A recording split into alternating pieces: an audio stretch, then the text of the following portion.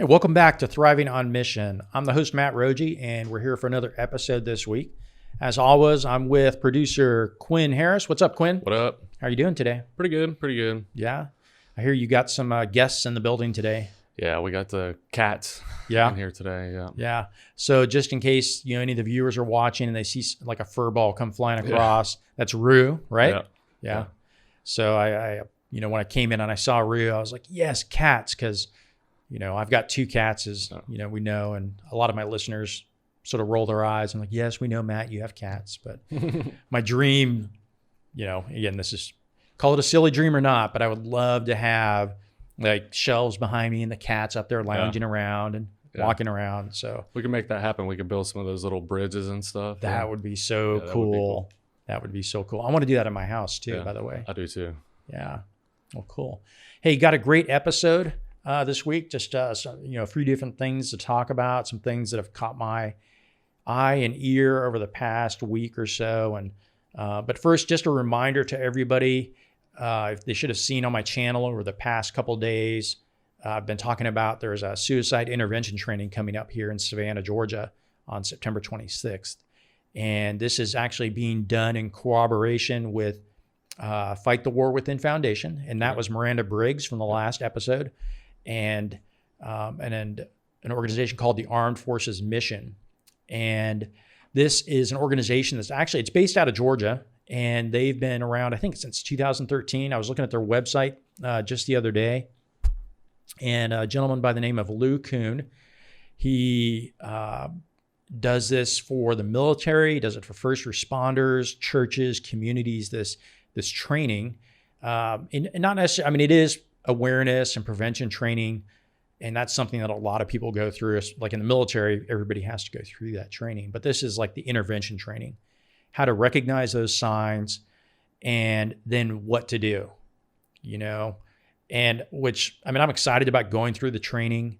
I'm excited about the energy around people, getting more people to go through this training, because I know for me, of being in that situation recently with somebody else, I don't know what the questions to ask. Yeah. I don't know. I'm afraid that if I ask the wrong question, I'm going to push them in a certain direction. I'm afraid if I don't ask a question, I'm going to push them in a certain direction. And ultimately, there can end up being a lot of guilt if things go the wrong way, even though there shouldn't be, but still that's a huge burden. But I think from what I understand from this training, that it equips you with the skills and dispels some of the stigmas surrounding that. So you can help somebody. Yeah. So really looking forward to that. Since 2012, they've been in 8 years of service, the Armed Forces Mission, doing this training. And it looks like they've had about 1,200 successful interventions so far. That's awesome. Yeah. And about 17,000 people have been trained so far. That's great. So yeah, they've already did a training here. I think it was last month, where they actually trained some of the people from Fight the War Within Foundation. Miranda went through the training. And so she is, if I remember right, she is now trained to be a trainer for this. Oh, wow. So super exciting. They're trying to get lots of the VFW, American Legion chaplains, active duty chaplains, pastors, communities around there. So, it should be a great event. And, again, just trying to help help people who are really struggling right now. Yeah. So that's coming up. Is that free? Did you say? It's $15. Okay. And because that's paying, I don't know what the cost is as far as the facility there at Armstrong, or what that's providing. But the flyer that I have says that scholarships are available, but they just need to contact Dre. That's the point of contact. Dre was on season 1. He was one of the guys that I interviewed, a former Night Stalker. And he's sort of organizing, leading this whole thing, which again is just incredible considering his story and where he's gone. And he's really moving forward with purpose in this. So, and I'll make sure we put his, that's just contact him via email, and again, the listeners can just contact me too. And I'll make sure they get hooked up with Dre. Okay. That. Yeah. Cool. So going from that, I just want to shift, a couple of weeks ago, I wanted to just talk about this briefly, is on August 26th out in Coronado, California, the 160th had an aircraft crash.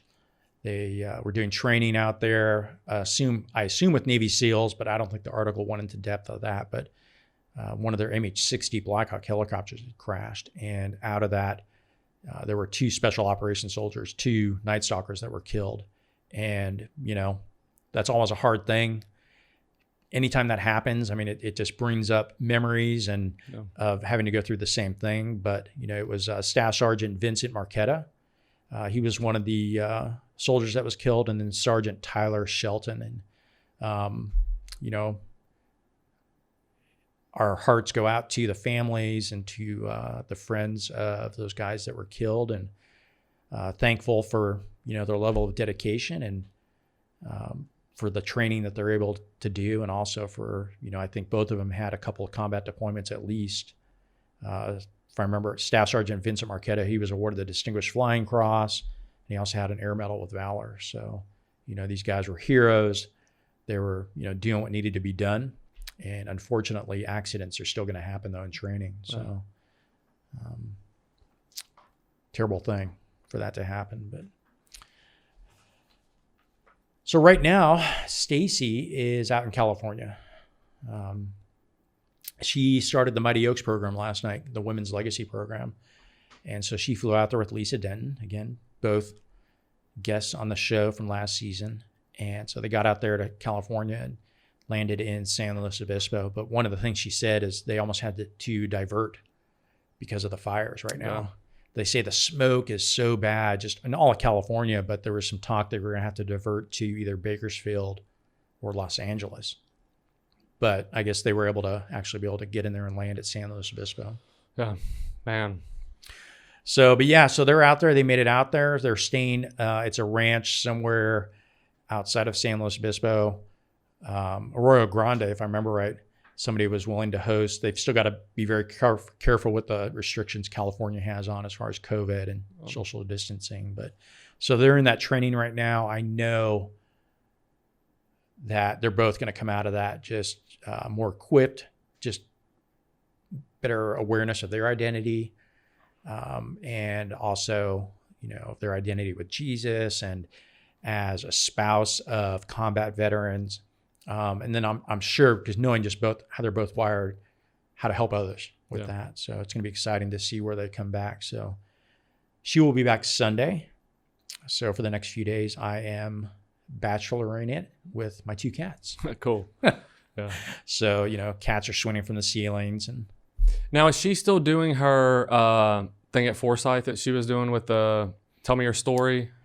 No, she has not. She has not been able to had a chance to do that recently. So I know it's, again, she still talked about it, and she'll do that sort of ad hoc now too. Yeah. And again, just it's so neat to watch her walk up to a complete stranger and just engage and make that person feel worth something. Yeah. And it's not, it's not banging them over the head with the Bible, and sometimes it's not even, bringing up Jesus or religion. A lot of times it does, because so much of our worldview is formed around spirituality for anybody. Yeah. But that gives you a good chance to talk to somebody and let them know that, hey, you matter now. And what's going on in your life? Is it good? Is it bad? Yeah. So really appreciate that. So so they're out at Mighty Oaks right now. So big shout out to Mighty Oaks and what they're doing. But so speaking of the California wildfires, and just sort of sticking with the theme of, veterans and the Army, that was also in the news this past week. Did you get a chance to see there was the rescue of, there was a bunch of campers that were out there? Yeah. So apparently, I've got their Facebook page pulled up, but there was a fire south of Yosemite that had sprung up around the Mammoth Pools area, and the fire basically engulfed the only way out of these campgrounds, these camping areas. And so these people were stuck around this lake. Yeah. And so they had to basically collapse in towards the lake. Something like, some things I've read 160, some maybe 240 people, but a lot of people were basically surrounded, no way out. That's crazy. Yeah. And what's crazy, they didn't have cell phone coverage.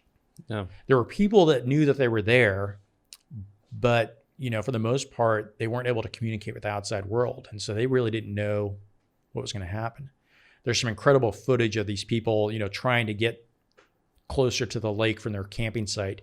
Again, driving through fires on both sides of the road, and I mean, it was scary just watching that.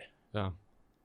I know that there was a few fires at some point this year, but it was like, man, it seemed like the year was almost going to pass without huge ones happening, Oh no, it's blown up. Yeah.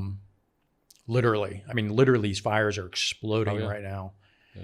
And so the word went out to the California National Guard to see what they could do to help. And so they're in Stockton, California. There's at least some of the 40th Combat Aviation Brigade, and they have both Chinooks and Blackhawks. And so the call went out to them, and there's some great shots out there. We'll have these pictures in the video as well and some links to the articles, but they launched both a Chinook and a Blackhawk to basically, let's see if you can go find these people. Yeah. So they didn't have radios, they didn't have nothing. And so the Chinook and Blackhawk launched up to Mammoth Pools, California from Stockton, and started the search. And they said, I was reading some of the accounts of from the pilot. One of the main pilots was Chief Warrant Officer 5, Joseph Rosamond. He's a 23-year veteran of the Guard, and he was the pilot in command of the Chinook. And so this is an experienced aviator. And I'm going to assume, he probably had, combat experience, but he said it was just, walls of smoke and flames and embers. And, you had to pick a path to get through this stuff. Yeah. At the same time, making sure you're not going to run into mountains and whilst looking for people. Yeah. And so these, they went up there, they flew, and they were able to find them, and they were able to land right next to the lake. And I think they used a boat ramp from when I was reading these accounts. And, and they're just making stuff up as they go at this point. Yeah. They said that the people that were being rescued, they had already sort of done a triage to get the people that were injured on the aircraft first, smoke inhalation, those types of things, get them on the first sortie. And they completed a few sorties to get everybody out. But there's a photo now of the back of the Chinook, and it looked, I bet you there was probably at least 50 people in the back, if not more. Yeah. And just, and so hats off to those guys, the pilots, and again, it was just an incredible thing. There were CW5 Rosamond, CW2 Hellbane, Sergeant Esquivel and Sergeant Powell were on the Chinook, and, hats off to them. And then there was also the Blackhawk that was out of Fresno, CW5 Godding, CW2 Hernandez, and WO1 Jean were in the Blackhawk, and they just, did what they were supposed to do. Oh. How many passengers can a Blackhawk hold? I think for seats, 9 to 12, but again, I'm sure that they were able, whether they put the seats up or had people sitting on the floors, but this shot from the Chinook, literally, there's people all on the seats, and there's technically 33 seats with seat belts, but, and again, there were people sitting on the floor, laps, standing, and just, thankful they were able to get everybody out. Yeah, for sure. So hats off to these crews and the National Guard, and, they're doing quite a bit with these wildfires right now. They're actually, they have 3 Predator drones that they're using right now to also help with the wildfires, monitoring the fires, and that are part of the National Guard. So that's pretty cool. Yeah, that is cool. Pretty cool. I ordered a new laptop last week. Oh, yeah? Yeah. I'm going to get rid of, I got my, for the viewers, I've got the trusty MacBook Pro from 2013. Yeah. So I had one. I'm going Windows. Oh, yeah? What'd you get? Lenovo. Okay. Yeah, they just came out with a new AMD processor for their Lenovo T series. Mm-hmm. I went on Reddit. There was actually a Discord channel for laptop recommendations. And so I chatted with some people for about 20, 30 minutes and sort of nailed it down to this one. So yeah, I've been, that one that I just recently bought has a AMD 4800 in it, and I love it. Yeah. I love it. Yeah, everybody's, and it's $200 cheaper than an Intel. Yep. So yeah. So unfortunately I custom ordered a couple things, so it's going to be a few weeks before I get it. Yeah, for sure. So they had some ready to ship ones, but didn't work out. You got it from Lenovo's site? Okay. Yeah. Yeah, there was a discount code I was able to use a little bit, so that helped out as well. Yeah, cool. Keep the cost down. So, yeah, so I'll be, I use a Windows desktop anyway, so it's not that big of a switch, but I can't justify paying the Apple tax.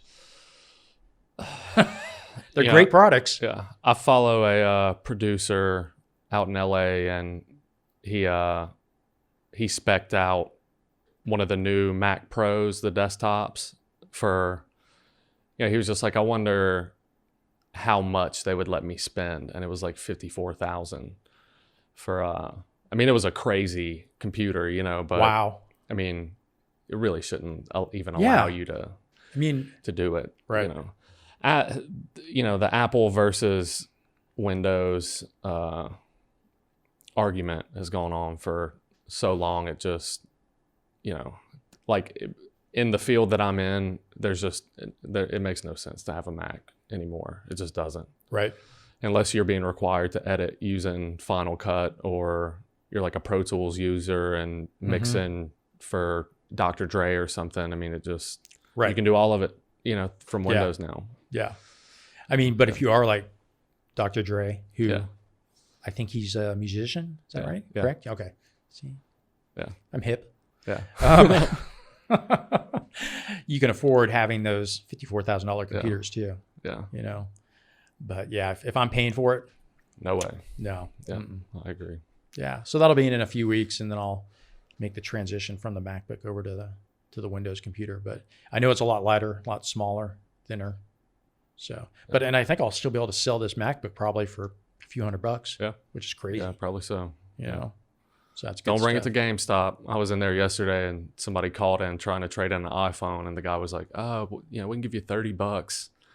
It's like, ugh. Yeah. Crazy. So as we're recording this now, it's September 10th, and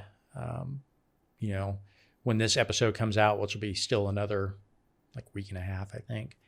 But tomorrow, obviously, 9/11 and 19th anniversary. I know you're going to be doing your podcast later today and talking a little about that. But and again, life-defining moment for us, just like other moments were for other people, like, Pearl Harbor, Kennedy assassination, the Apollo moon landings, things like that. And again, it's, marked our lives and, has affected everything in our generations. Oh, yeah. No doubt. So I did see, without getting too political, Trump was talking about, again, just bringing more troops home, and whatever the motives are, I can't think of anything better. 19 years. This is the forever war. Yep. Russia was in there for 10 years. Vietnam was, we were involved in Vietnam from 61, 62, at least with advisors, I think, to 73, 74. So that was only 13, 14 years. And, is effective democracy established there? No. Yeah. No. So. And again, you can, all the talking heads, politicians, and maybe in the big cities, Kabul or Kandahar, but not really. It's still corruption. It's still, and again, they don't care. Yeah. And that's fine, and at the same time, obviously, at the same time, though, that's breeding grounds for extremism and training camps, and, which will probably still require some military action in the future, but there's no reason for us to keep, especially in Afghanistan. Maybe Iraq, Syria, still a different story. But in Afghanistan, we need to be done with that. So whenever you were there, what was the time gap? Because I know that you mentioned in one episode last season that there was, where y'all were at, had all this old Russian equipment. Yeah. What was the time gap between whenever they were there and you were there? So they, I think they invaded in beginning of 80 is when they invaded. And then, so So there was probably a 12, 13 year gap from when, because they were there for about 10 years. And so they left 89, I think. Wow. 88, 89.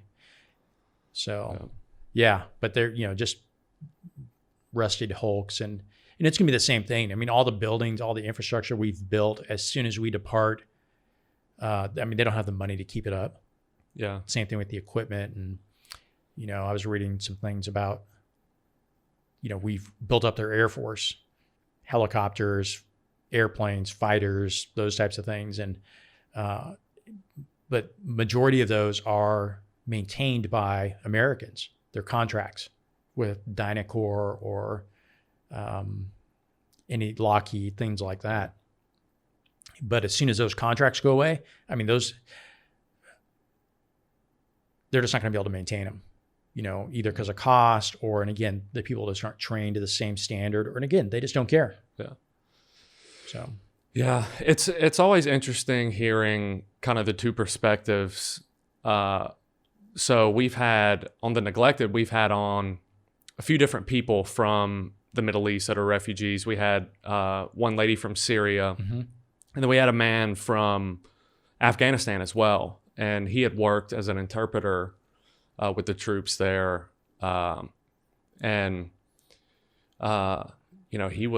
His perspective of it is like, don't leave, whatever you do, don't leave. Same thing with the lady from Syria. It's just, it's always interesting hearing, Sure. the Well, different perspectives of it. Because as soon as and we're going to talk about a story here in a second, of what happens when the extremists are allowed to go crazy. And, I get it, but I don't know what the right answer is. Oh no, I don't either. I wasn't trying to. No. I get it, but again, it's a good point of view. These people, and we don't hear those stories either. Yeah. But these people are grateful for the Americans, and they are there, and they are trying to make things better. But they still have family there. Yeah, and they know that as soon as we pull out, it's going to go back to the way it was. Yeah, that guy, one of the things he talked about was 7-8 years before 9/11 happened was whenever. I guess it was the Taliban or whoever in his village came and started to kind of like slowly assimilate into their culture. Teachers that everybody had really respected stopped shaving and, mm-hmm. Started pushing extremist views and stuff like that. And girls can no longer go to school, things like that. Yeah. It's more, I just find the perspective's interesting doing what I do. It's military industrial complex and all this stuff. And then, you listen to a story like Latif's and it's like, man, it's all heartbreaking, no matter what way you look at it. Right. Yeah, because that military industrial complex is so large, but at the same time, like you said, and so that's not right. What's going on there and all the billions of dollars that are being funneled into that. Don't get me wrong. And I'm glad I had the best tools available. But at the same time, that's a lot of money that could be spent elsewhere too. Yeah. I was Googling something last week. I can't remember. I wish I could remember what it was, but it was some device or I can't remember, but one of the first links that popped up was a Lockheed link. And I was like, what are they in it was some silly industry that you wouldn't expect them to, Mm-hmm. So it's weird. Yeah. The whole contracting realm. Have you ever seen the movie War Dogs? Mm-hmm. Yeah. That's a true story. Yeah. And the fact that these two kids, but I think they were 19, 20, 21, were able to fund the Afghan war more or less. Not fund, but supply a large portion of it. Yeah. In Iraq too. I think that they drove into Iraq with some of their shipments and that whole contracting thing, like if you start looking at some of these contractors that are out there and they've got all these different things, but really it's just like three people sitting behind a laptop and figuring it out. Yeah. It's crazy. Yeah, absolutely is. Crazy. Before we get into that last thing I want to talk about just for a few minutes, Joe Rogan. We were just talking about him before we started our podcast. And tell the listeners, how much is he getting paid for Spotify? Yeah, $100 million. For an exclusive 3-month, just 3 months. So nobody knows for sure how long it is. I listened to every episode, give or take, 1 or 2 here or there. Right. But in one episode, he slipped up and said that it was they offer you this much money for a 3-month deal. So who knows how long it is, even if it's a year or 5 years. Yeah, exactly. But at some point he kind of insinuated that it was a very short deal. Yeah. So for them, for people like him with huge podcasts and probably for Spotify as well, having more people interested in their platform, especially whenever they have like a stable video one, would be a big deal, especially if they can present some of the censorship and copyright stuff. That's one of his main reasons for going there, is that he can play his videos and he can play his audios and stuff like that typically they would have to mute and that type of thing. And Gotcha. So the listeners don't know what's actually happening. Right. Right. So that's kind of, but also it's an exciting thing just to know that something like that could happen, at all to anybody. So, that's superstar. That's, Taylor Swift money. Right. Yeah. Exactly. Or Dr. Dre or. Yeah. Yeah. I'm not, look, I hardly do music at all. So the Dr. Dre reference was a really obscure one. Right. To be honest with you. I'm just trying to, show the listeners that even though I'm 50, almost 51, I still. Well, look, I'm 30 and I'm sure that if a teenager watched this, they would be going, "Who's Dr. Dre?" That's true. So, yeah, exactly. Yeah. It'd be something else. Like, was it K-pop? Oh, who knows, man. Some of the stuff. Yeah. So 100 million. And so, hey, crazy. And I agree. His new studio does not look the design on the inside. But I'm sure that the concept, was probably really amazing looking. Right. But he can redo it next week if he wants to. Well, like I said, he if anybody watches us or listens to it or more or less, not more or less, but his specifically, you'll kind of see it has like this dome shape. It almost looks like they're sitting in like an airplane or something like that. Right. It's like just buy an airplane at that point. Yeah, exactly. Then you can interview whoever you want. Right. But yeah, it's a lot of money. Mm-hmm. And but again, it's really exciting, for just the industry in general. Nobody deserves it more than he does. I mean, I tell people this all the time. It's like, if I had the choice between sending my kid to high school and just sitting there and watching that, but them still learning like the basis of algebra and stuff like that, I'd do it, because there's not a better source of compiled material and experts and all that than his show, so I mean, I'm happy for him, man. That's awesome. That's awesome. All right, so the last thing I want to talk about, again, this was in the news over the past week, but there's going to be a new Medal of Honor recipient coming out. Okay. The Army has a press release. They've got the Army does really a great job of highlighting the individuals that have won the Medal of Honor. And so this one is going to be awarded to Sergeant Major Thomas Payne for actions that he did while he was in Iraq. And it's an incredible story. And again, just, I think all Medal of Honor stories, they're heartbreaking. But again, just an incredible demonstration of bravery, of selfless service, of courage, of, literally of the warrior ethos. And he talks about during this time. It was actually it was on October 22nd, 2015. And he was part of a task force for a hostage rescue mission. And they were working with host nations soldiers as well. So it was both a combined American and Iraqi security forces that were going in to rescue Iraqis. And so, who were being held hostage by ISIS in Mosul, Iraq. And so going back to what we were talking about, if the Americans weren't there, these people probably would be dead. And they ended up rescuing 70 hostages that were being held by ISIS. I assume that because they wouldn't agree to their beliefs or agree to sign up or, whatever. And ISIS isn't, these aren't, maybe some are Christian, I don't know, but, they also do these things to Muslims as well, to the ones that won't follow their way. And so there's a video that they have, a 7-minute video of him being interviewed and telling his story, but he talks about how they ended up, after they get off the Chinook helicopters, they have ladders with them to get up on top of the roofs of the building.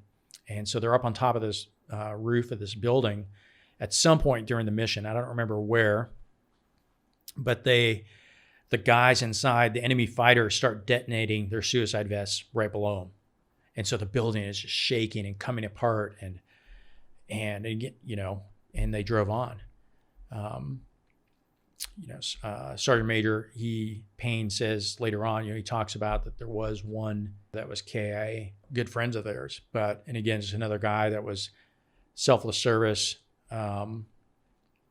and he was willing to just, do what had to be done, and which was run towards the gunfire. Yeah. That's the type of guys these men are. Yeah. They run towards the gunfire, and the fact that they do that is just an incredible testament to their own intestinal fortitude. Because some of that comes from training that they receive, and and while they're in the Ranger Regiment or again whatever branch of service, but there's also something that they've been brought up, the way they've experienced life, that causes them to react in those moments. So Sergeant Major Payne, one of his good buddies they didn't know was killed until they got back from the mission, was Master Sergeant Joshua Wheeler. And again, he was just the guy that, let's go. And I think they said, Sergeant Major Payne says in the video that the last words that Master Sergeant Wheeler said as he's running towards a gunfire is "on me," as in, follow me type of thing. Yeah. And off he went. And so, and again, just, it's an important story for people to know. I highly encourage the viewers to go watch his Sergeant Major Payne's video that the Army did. They do a great job of just letting him tell a story. Sergeant Major Payne, like I think all Medal of Honor recipients say, this isn't a medal being awarded to me. It's the country. It's the guys I served with. It's Master Sergeant Wheeler, the guys that have gone before me. And again, that just speaks to their humility. Yeah, for sure. So thankful for great Americans like that. Yeah. That's what I had wrapped up for the show today. All right. Have a good week, Quinn. Yeah, for sure. You too. All right.